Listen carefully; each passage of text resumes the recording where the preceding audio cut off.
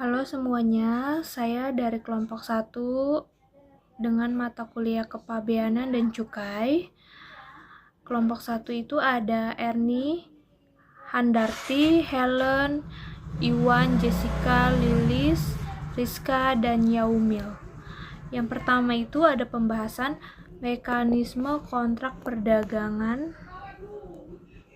Mekanisme kontrak perdagangan dalam kepabeanan dan cukai.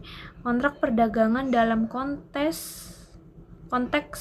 kepabeanan dan cukai memuat perjanjian antar pelaku usaha yang berkaitan dengan pengiriman barang antar negara yang harus memenuhi ketentuan kepabeanan dan cukai agar pengiriman berjalan lancar dan sesuai regulasi tahapan mekanisme kontrak perdagangan.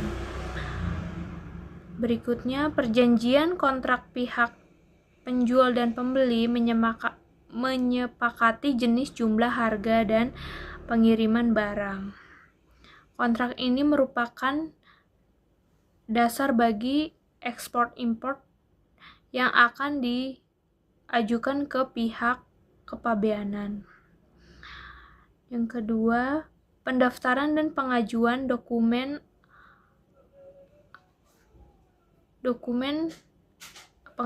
atau dokumen kontrak perdagangan beserta dokumen pendukung lainnya seperti faktur dan daftar kemasan dan surat jalan diajukan ke kantor bea cukai untuk proses clearance.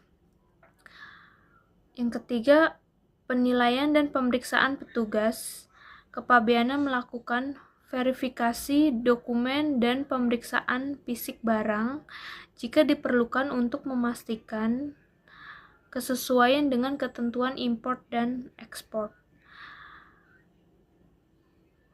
Yang keempat itu pendaftaran pembayaran cukai dan pajak apabila barang yang masuk kategori barang yang dikenakan cukai, pelaku usaha wajib membayar cukai sesuai ketentuan. Selain itu ada pajak impor juga yang harus dibayarkan.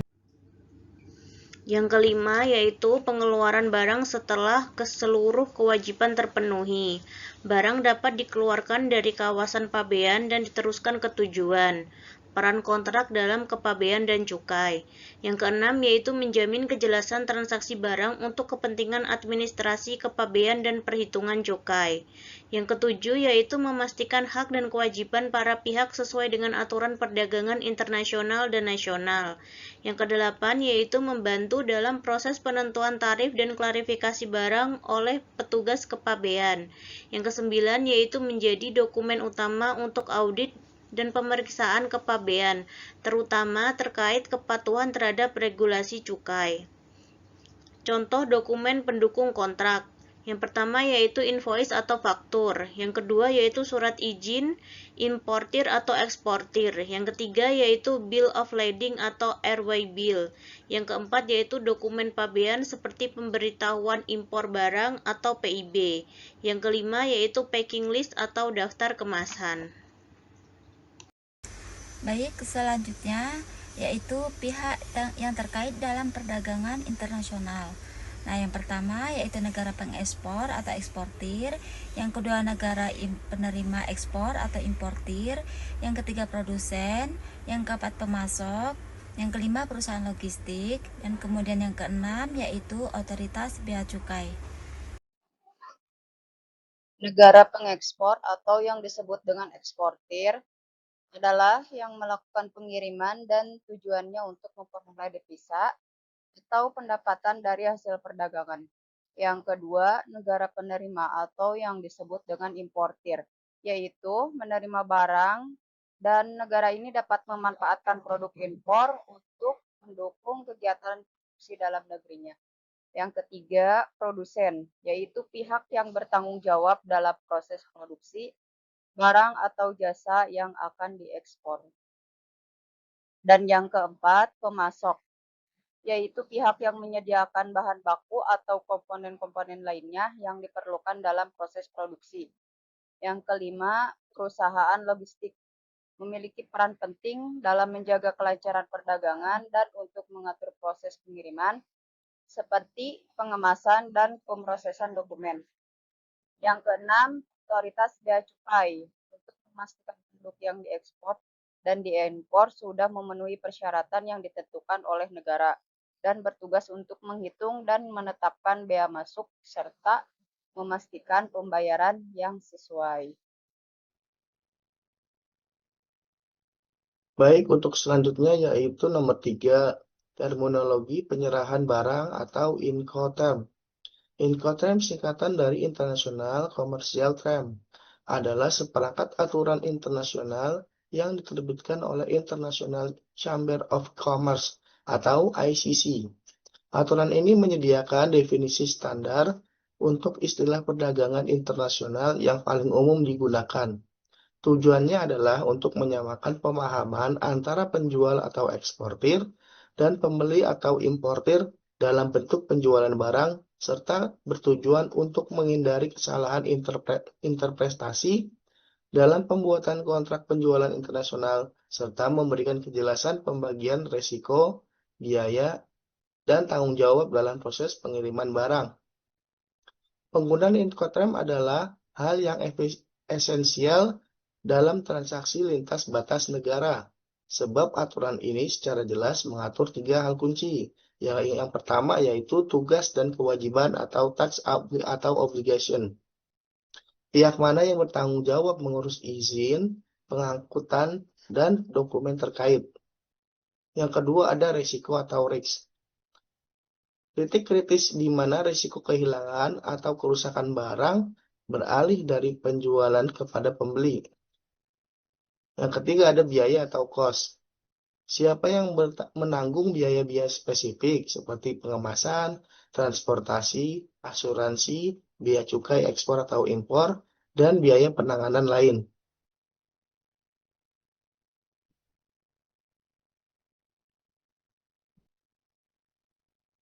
Regulasi penggunaan Incoterm dalam transaksi ekspor-impor. Yang pertama ada tugas dan kewajiban, yaitu atau tax atau obligation, di mana penjual wajib mengurus izin ekspor dan dokumen pengiriman sampai barang diserahkan pada titik pengiriman yang disepakati dalam Incoterm yang dipilih. Pembeli bertanggung jawab atas izin impor dan pengurusan dokumen bea cukai di negara tujuan, serta pengangkutan lanjutan setelah titik serah barang. Nomor 2 yaitu resiko atau risk. Risiko kehilangan atau kerusakan barang berpindah dari penjual ke pembeli tepat pada titik serah yang ditentukan dalam Incoterm. Misalnya, pada saat barang sudah dimuat di kapal atau FOB, atau ketika barang tiba di tempat tujuan atau DAP. Yang ketiga ada biaya atau cost. Penjual menanggung biaya pengemasan, biaya keluar, angkut hingga titik serah sesuai klausul yang disepakati, yaitu seperti CIP, CIF, atau CIP. Di mana pembeli menanggung biaya transportasi lanjutan, asuransi jika tidak termasuk, biaya masuk, dan biaya penanganan setelah titik serah. Mengapa Incoterm itu penting? Tanpa adanya standar global seperti Incoterm, istilah-istilah perdagangan dapat ditafsirkan secara berbeda di berbagai negara, yang berpotensi menimbulkan kesalahpahaman, sengketa, dan biaya tak terduga. Tujuan utama Incoterm juga adalah yang pertama, standarisasi terminologi, yaitu memberikan penafsiran yang seragam atas syarat-syarat perdagangan. Yang kedua ada penentuan tanggung jawab, memperjelas hak dan kewajiban masing-masing pihak dalam pengiriman. Yang ketiga ada meminimalkan risiko sengketa, yaitu mengurangi potensi konflik yang timbul akibat ketidakjelasan mengenai titik alih risiko, biaya, dan kewajiban. Beberapa informasi tambahan penting tentang manfaat Incoterm yaitu Incoterm membantu memperjelas proses dokumentasi dan klaim terkait pengiriman barang, sehingga memperlancar prosedur bea cukai dan klaim asuransi bila terjadi kerusakan atau kehilangan barang dalam perjalanan. Incoterm bertindak sebagai kontrak mini yang disepakati bersama, memberikan kepastian hukum dan kenyamanan kedua belah pihak dalam melaksanakan kontrak jual-beli internasional. Penggunaan Incoterm juga mempermudah perhitungan biaya total transaksi, membantu dalam menetapkan harga jual dan biaya logistik dengan lebih akurat sehingga mengurangi risiko biaya tak terduga. Incoterm mengatur arus fisik barang sekaligus arus informasi dan arus keuangan, sehingga membantu para pelaku bisnis menavigasi kompleksitas perdagangan internasional dengan lebih efisien dan aman. Untuk selanjutnya, saya silakan kepada teman-teman saya. Masih di materi yang sama di Incoterms versi terbaru, Incoterms 2020. Bisa dilihat di bawah ada poin-poin of delivery and transfer of risk. Ex-works, penjual hanya perlu menyiapkan barang agar dapat diambil. Pembeli bertanggung jawab memuat ke kendaraan dan mengurus transportasi selanjutnya. Setelah barang keluar dari tempat tanggung jawab penjual berakhir. FCA, Free Carrier. Untuk ekspor, penjual mengirimkan barang ke pelabuhan atau terminal kargo dan mengurus proses bea keluar. Selepas itu, pembeli yang mengurus transportasi internasional dan impor ke negara tujuan. Jika transportasi domestik, penjual hanya perlu memuat barang ke kendaraan pembeli, sementara pembeli mengatur transportasinya. CPT, Carriage Pay to. Penjual mengatur transportasi dan proses dokumen ekspor. Risiko kehilangan, pencurian, atau kerusakan selama pengiriman menjadi tanggung jawab pembeli. Untuk transportasi domestik, ini mungkin tidak menjadi masalah, tapi kurang ideal untuk pengiriman internasional. CIP, Carriage and Insurance Paid to. Perbedaan utama dengan GPT adalah penjual juga menanggung biaya asuransi barang sampai ke tujuan akhir. DAP, Delivery at Place. Jika disepakati, pembeli bertanggung jawab membayar bea cukai dan pajak impor, serta mengatur pembongkaran barang di tempat tujuan, sisanya dilakukan oleh penjual. DPU, Delivered at Place Unloaded. Penjual bertanggung jawab memuat hingga membongkar barang ke tempat yang ditentukan pembeli. Pembeli perlu membayar biaya cukai dan pajak. Logistik, pergerakan barang sepenuhnya diurus penjual. DDP, Delivery Duty Paid. Penjual mengurus semua aspek mulai dari dokumen impor atau ekspor, biaya, transportasi, hingga pembongkaran. Pembeli tidak punya kewajiban apapun sampai barang di tempatnya. Di beberapa negara, penjual tidak bisa melakukan impor sendiri. Jadi perlu dicek sebelum menandatangani kontrak agar tidak membayar bea cukai 2 kali. Incoterm untuk transportasi laut. PAS, Free Alongside Ship. Penjual mengurus dokumen ekspor dan mengirim barang ke pelabuhan, siap dimuat ke kapal. Setelah itu, pembeli yang mengurus pengangkutan, pemuatan, dan impor. Biasanya digunakan untuk mengirim non-kontainer seperti pasir, minyak, dan lain-lain. FOB, Free on Board. Penjual harus memastikan barang dimuat ke kapal yang dipilih pembeli dan mengurus dokumen ekspor. Resiko kerusakan masih di penjual sampai barang berada di kapal. Setelah itu, resiko berpindah ke pembeli.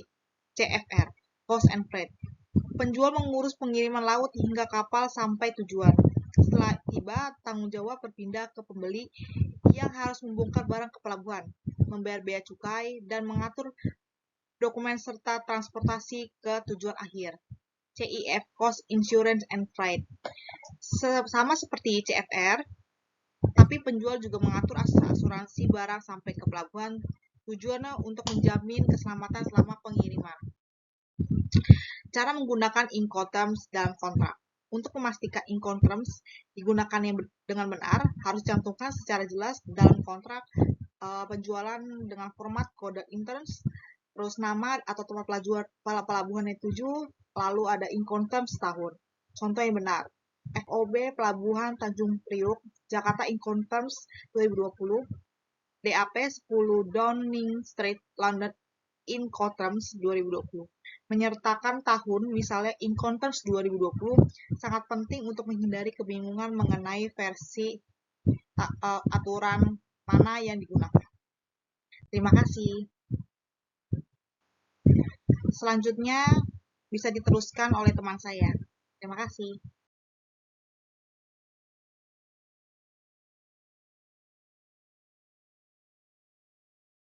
Selanjutnya, kita akan membahas mengenai mekanisme pembayaran dalam perdagangan internasional yang terbagi menjadi dua sistem utama, yaitu pembayaran non-LC dan pembayaran dengan letter of credit atau LC. Sistem non-LC merupakan cara pembayaran ekspor-impor di mana bank hanya berperan sebagai perantara dalam proses transfer dana, bukan sebagai pihak yang menjamin keamanan transaksi sepenuhnya. Ada beberapa jenis sistem pembayaran non-LC, antara lain ada advance payment, kemudian ada open account, documentary collection, dan consignment. Pada sistem advance payment, pihak importir melakukan pembayaran terlebih dahulu sebelum barang dikirim oleh eksportir. Sistem ini memberikan keamanan lebih bagi eksportir, namun menimbulkan risiko bagi importir.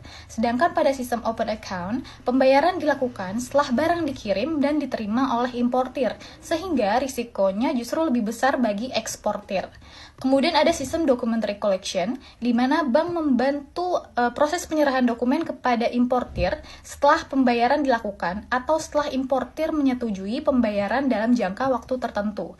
Dan terakhir, sistem consignment, yaitu ketika eksportir mengirimkan barang setelah barang tersebut berhasil terjual. Berbeda dengan sistem non-LC, mekanisme letter of credit atau LC memberikan jaminan keamanan yang lebih tinggi bagi kedua belah pihak.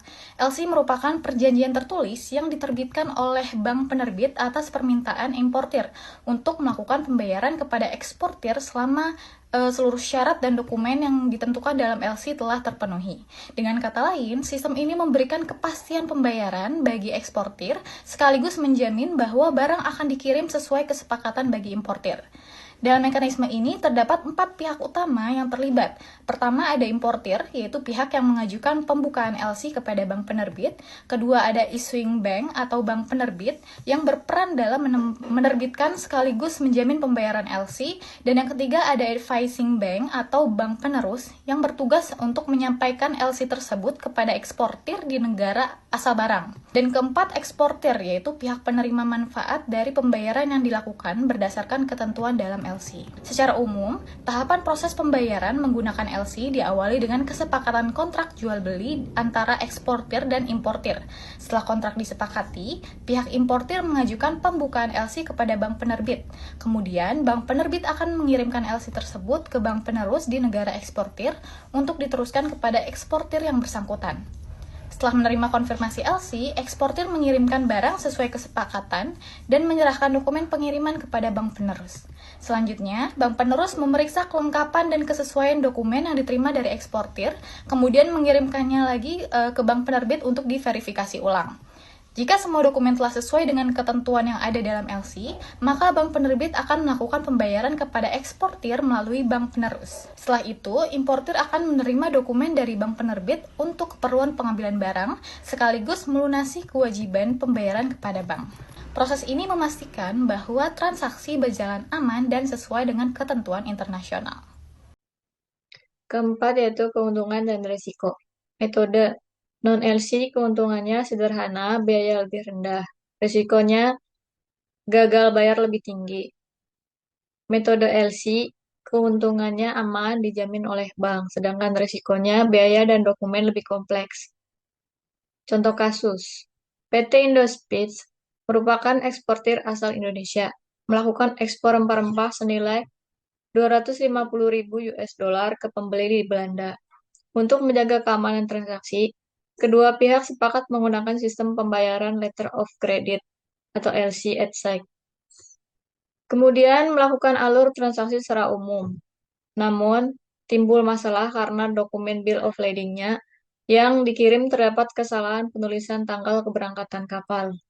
Sesuai dengan standar internasional UCP 600 pasal 14, bank penerbit menolak pembayaran sementara waktu karena BL tidak sesuai dengan ketentuan LC. PT Indospeed kemudian menghubungi perusahaan pelayaran untuk memperbaiki kesalahan pada BL melalui perubahan resmi. Seminggu kemudian, bank penerbit menyetujui pembayaran. Kesimpulannya, perdagangan internasional pada dasarnya adalah sistem besar yang saling terhubung antar aspek hukum, logistik, dan keuangan. Di dalamnya, kontrak dagang jadi fondasi paling utama untuk memastikan semua pihak punya kepastian hukum, tanggung jawab yang jelas, dan cara penyelesaian masalah. Kesuksesan aktivitas perdagangan global ini tidak bisa lepas dari kerjasama yang solid antara eksportir, importir, bank, bea cukai, perusahaan asuransi, dan lembaga pendukung lainnya. Sedangkan penggunaan Incoterm membantu memperjelas siapa yang menanggung biaya dan risiko dalam proses pengiriman barang, sehingga transaksi jadi lebih transparan. Sementara itu, pilihan metode pembayaran, baik melalui sistem non-LC maupun LC, diharuskan sesuai dengan tingkat kepercayaan antar pihak, nilai transaksi, serta resiko di negara tujuan. Jadi, keberhasilan perdagangan internasional bukan hanya soal aturan dan mekanisme, tetapi juga soal profesionalisme, kepatuhan, dan integritas semua pihak-pihak yang terlibat di dalamnya. Ini beberapa referensi yang kami gunakan. Sekian presentasi dari kami. Terima kasih.